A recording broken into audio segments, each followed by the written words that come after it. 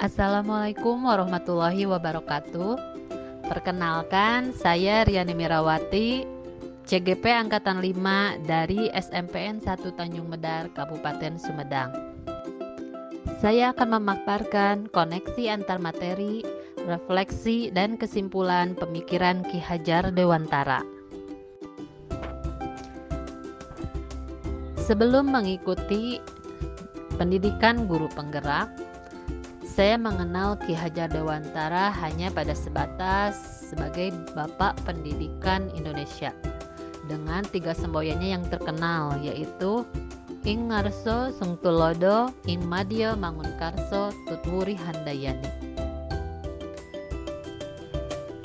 Namun, setelah mengikuti program pendidikan guru penggerak, banyak hal baru yang saya dapatkan mengenai pemikiran filosofis Ki Hajar Dewantara terkait pendidikan. Menurut Ki Hajar Dewantara, pendidikan adalah tempat persemaian benih-benih kebudayaan dalam masyarakat. Oleh karena itu, pendidikan dan kebudayaan tidak bisa dipisahkan. Pendidikan menurut Ki Hajar Dewantara bertujuan untuk menuntun segala kekuatan, kodrat yang ada pada anak-anak agar mereka dapat mencapai keselamatan dan kebahagiaan yang setinggi-tingginya, baik sebagai manusia maupun sebagai anggota masyarakat.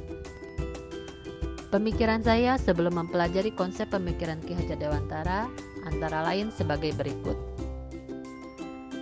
Saya memiliki pemikiran bahwa pembelajaran yang baik adalah ketika seluruh siswa dapat menuntaskan target kurikulum dan mendapat nilai yang mencapai atau melampaui KKM. Pembelajaran hanya terfokus pada hal tersebut tanpa memperhatikan perasaan, minat, dan bakat siswa. Peran guru di kelas juga lebih dominan karena merasa siswa kurang berpartisipasi secara aktif dan kurang motivasi. Saya merasa siswa belum siap sebagai pusat pembelajaran. Ketika diminta bertanya atau menjawab pertanyaan, kebanyakan siswa hanya diam menunggu pemaparan dari guru. Selain itu, terkadang tanpa sadar saya memberi label negatif pada siswa yang dianggap berperilaku yang tidak sesuai dengan harapan saya. Terkadang ada keinginan untuk mendekati siswa tersebut untuk mengetahui latar belakang mengapa perilakunya seperti itu. Namun, biasanya saya akan kebingungan untuk mencari tahu bagaimana cara mendekati siswa tersebut. Dan akhirnya hanya mengandalkan pada wali kelas atau guru BP saja. Saya juga jarang melakukan refleksi terkait pembelajaran yang sudah dilakukan. Kalaupun ada refleksi, biasanya hanya sebatas dalam pemikiran tanpa dituliskan atau didokumentasikan. Sehingga terkadang saya lupa lagi harus seperti apa melakukan perbaikan dalam pembelajaran berikutnya. Setelah mempelajari konsep pemikiran Ki Hajar Dewantara yang dilakukan pada program pendidikan guru penggerak, saya mulai menyadari bahwa ternyata pembelajaran yang baik adalah ketika siswa mencapai merdeka belajar. Dan untuk mencapainya, saya harus memahami karakteristik serta memperhatikan perasaan siswa. Setiap siswa itu unik dan tidak bisa disamaratakan. Saya ingin siswa bisa mendapatkan keselamatan dan kebahagiaan ketika mereka menumbuhkan kodrat yang dimiliki. Saya ingin tujuan pendidikan yang dicetuskan oleh Ki Hajar Dewantara bisa saya laksanakan. Saat pembelajaran di kelas, saya harus beralih peran menjadi penuntun.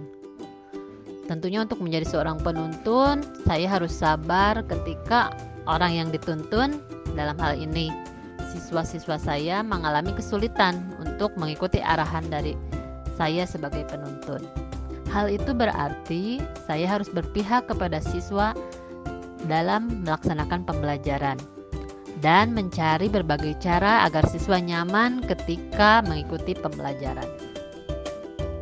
Hal lain yang bisa saya lakukan ialah menjalin komunikasi yang lebih intens dengan para siswa, terutama pada siswa-siswa yang memang membutuhkan perhatian khusus.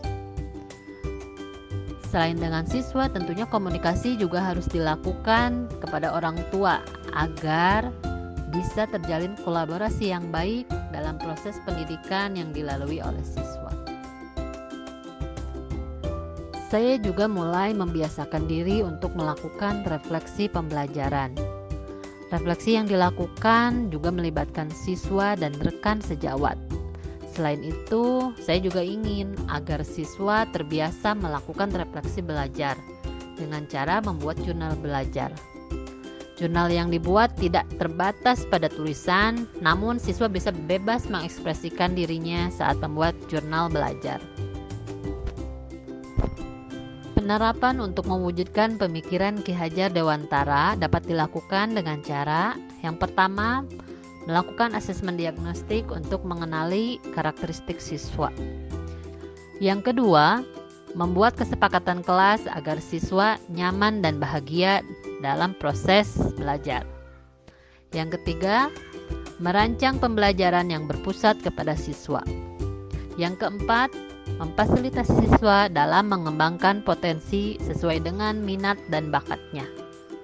Kemudian, melakukan pembiasaan pendidikan karakter yang berkelanjutan. Dan berikutnya adalah pembiasaan dalam membuat jurnal belajar.